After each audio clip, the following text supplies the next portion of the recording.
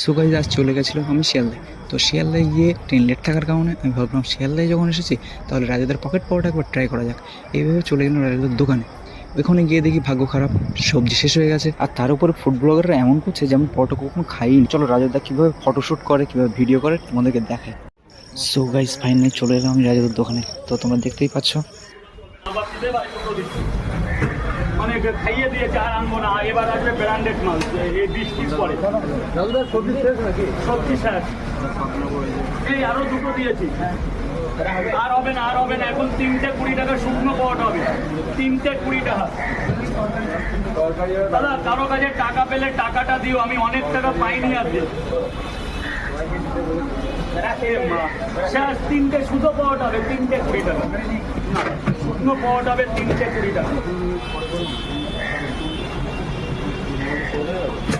এত পাওয়াটা যে বেড়ে গেল কি হবে? এক্ষুনি বিক্রি হয়ে যাবে। তুমি ক্যামেরা ধরে থাকো, তোমার সামনেই বিক্রি হয়ে যাবে। কালকে 120টা শুধু পাওয়াটা বেজেছে, শুকনো পাওয়াটা 120টা। আর আজকে তো কিছুই না। কটা বেজেছি?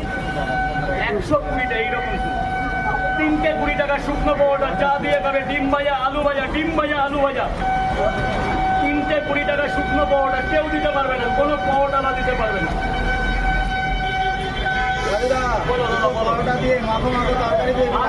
কোনো উপায় নেই, সব শেষ।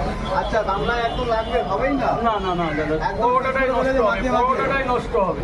আচ্ছা যা ছিল সব শেষ। তাহলে না খেয়ে চলে যাবো না খেয়ে চলে যাবে কেন? আলু ভাজা আনাচ্ছি আমি।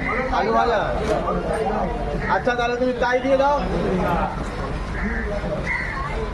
কটা খাবে? কটা? দুটো। হ্যাঁ,